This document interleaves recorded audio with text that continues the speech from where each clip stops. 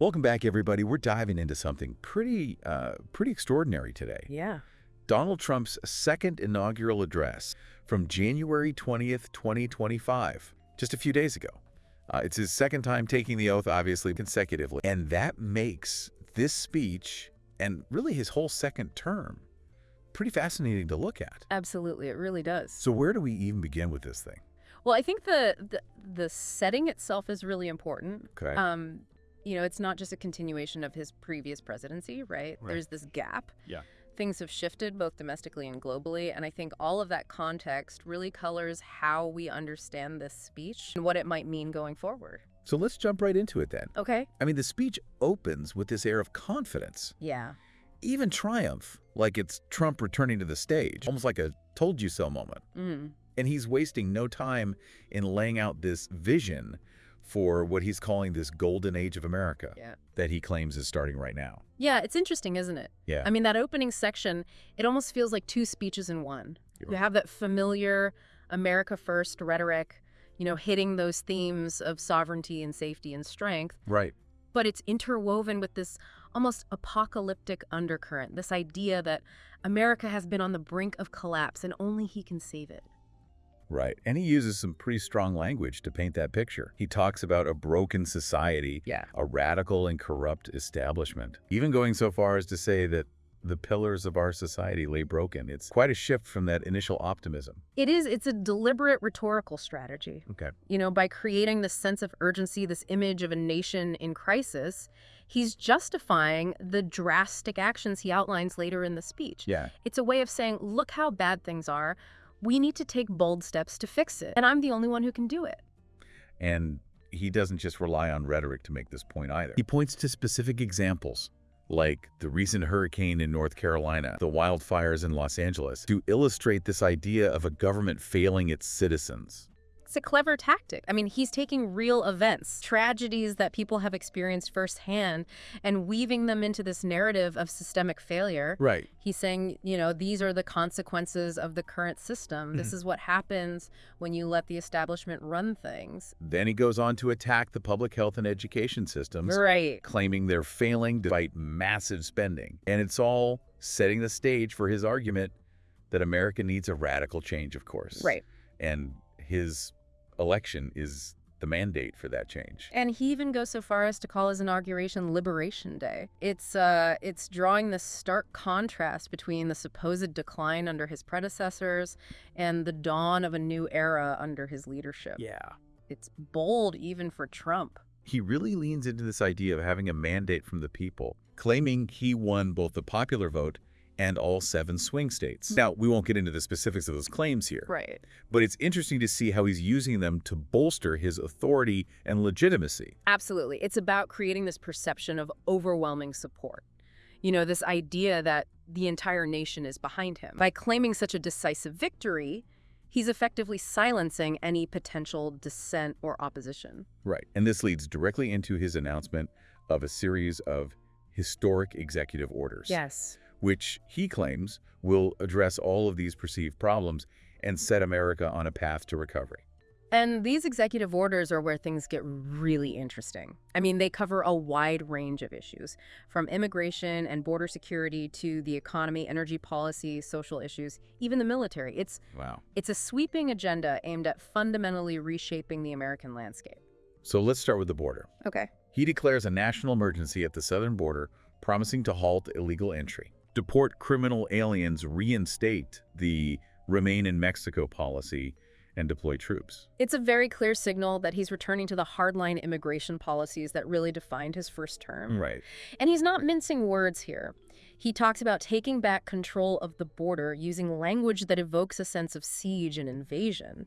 He then goes a step further, designating Mexican cartels as terrorist organizations. Right. And even invoking the Alien Enemies Act of 1798 to target gangs. I mean, this is a pretty significant escalation. It is. Potentially opening the door for a much more aggressive approach to law enforcement. Yeah, it's certainly a controversial move. I mean, the Alien Enemies Act is a very old piece of legislation. Yeah. Rarely used in modern times, and its application here raises some serious legal and ethical questions. It's a sign that he's willing to push the boundaries to use every tool at his disposal to achieve his objectives. Yeah, it really does feel that way. There are no limits. And it's not just about, enforcement and punishment. He's also talking about targeting the root causes of illegal immigration, at least according to his view. Okay. He talks about working with Mexico and Central American countries to address poverty and violence, which he sees as the main drivers of migration. Right.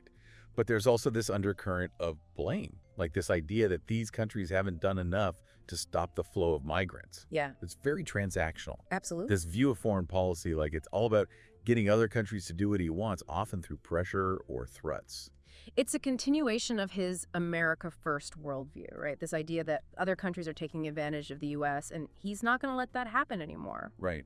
And that extends beyond immigration, too. He talks about trade, about unfair deals that have cost American jobs. He promises to renegotiate those deals, even if it means imposing tariffs or withdrawing from existing agreements. He even goes so far as to establish this thing called the External Revenue Service. Yeah, specifically to collect tariff revenue. I mean, it's almost like he's creating a parallel tax system, Right. one that's specifically designed to punish countries he sees as economic rivals. It's a very protectionist approach, very much in line with his previous policy. And it's not just about economics either.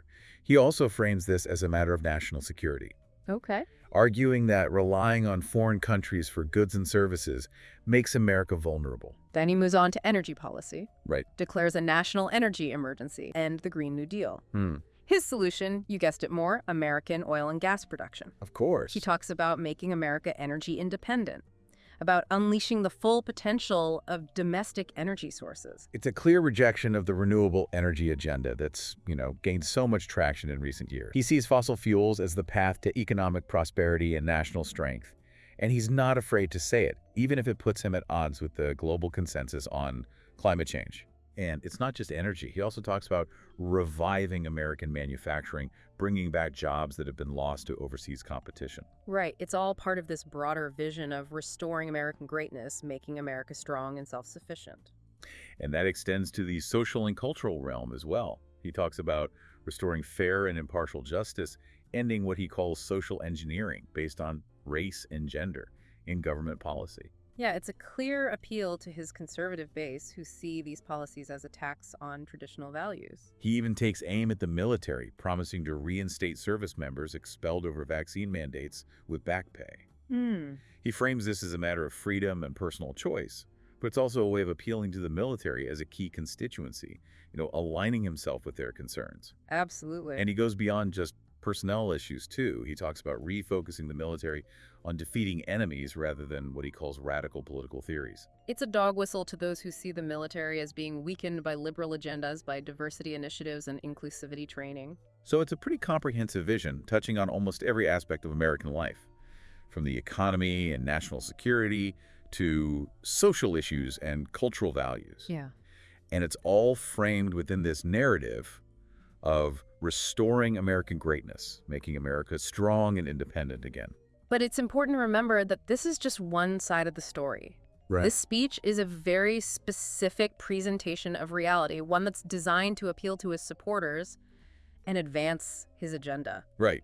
And while he talks about unity and bringing the country together, reality is that this speech is likely to further divide Americans, to deepen the partisan chasm that's already so wide.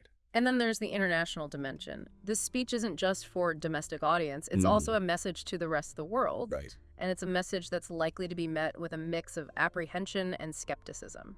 Especially when you consider some of the more provocative pronouncements he makes later in the speech. Yeah. Like, for example, renaming the Gulf of Mexico to the Gulf of America. It's a symbolic gesture, of course. But it's a gesture that's loaded with meaning.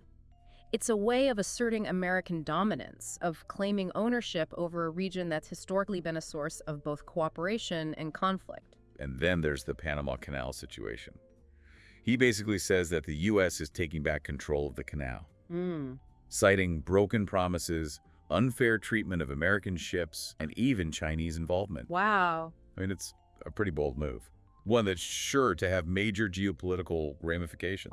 It's a direct challenge to Panama's sovereignty, and it's likely to be seen as an act of aggression by many in the region. It's also a signal to China that the U.S. is willing to use force to protect its interests, even if it means risking a confrontation. So it's a speech that's full of contradictions, of bold pronouncements and divisive rhetoric. Yeah.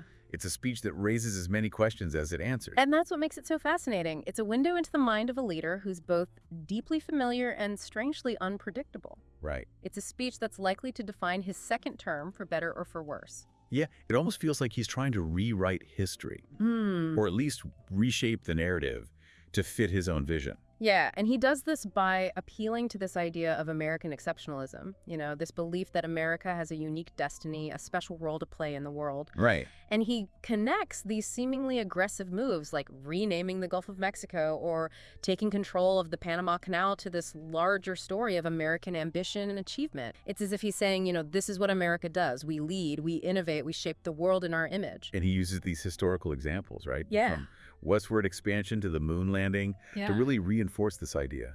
Absolutely. It's a way of tapping into this deep well of national pride, this belief that America can overcome any obstacle, achieve anything it sets its mind to. And he even ends his speech with a call to action, Yeah. urging Americans to work together to dream boldly to achieve the impossible. Classic Trump, Gangster. this mix of grandiose rhetoric and aspirational messaging. But amidst all this talk of strength and ambition, there's this underlying current of fear and resentment, too.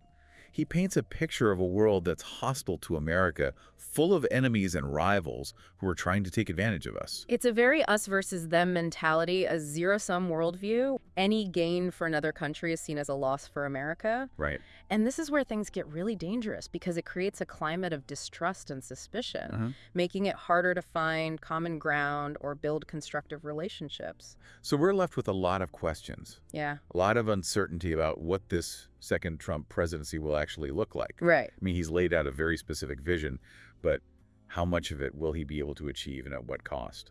Only time will tell, of course, but I think this speech gives us some important clues. Okay. It tells us that he's not backing down from his core beliefs, from his America First agenda. If anything, he's doubling down, pushing for even bolder, more radical changes. And it tells us that he's willing to challenge the status quo, Yeah. to disrupt norms, to upend existing power structures, both domestically and internationally. Whether that leads to chaos or renewal, well, that's the big question, isn't it? It is, and it's a question that we all need to be grappling with as citizens, as observers, as people, trying to make sense of this complex and rapidly changing world. Well said. So, as we wrap up this deep dive into Trump's second inaugural address, we want to leave you with something to ponder. This speech, with all its ambition and controversy, raises a fundamental question. What does it mean to be American in the 21st century? What are our values, what are our priorities, and how do we engage with a world that's increasingly interconnected yet also increasingly fractured? Yeah, these are questions that we can't afford to ignore, questions that will shape the future not just for America, but for the entire world. Absolutely. Thanks for joining us on this deep dive. Until next time, stay curious, stay engaged, and keep seeking knowledge.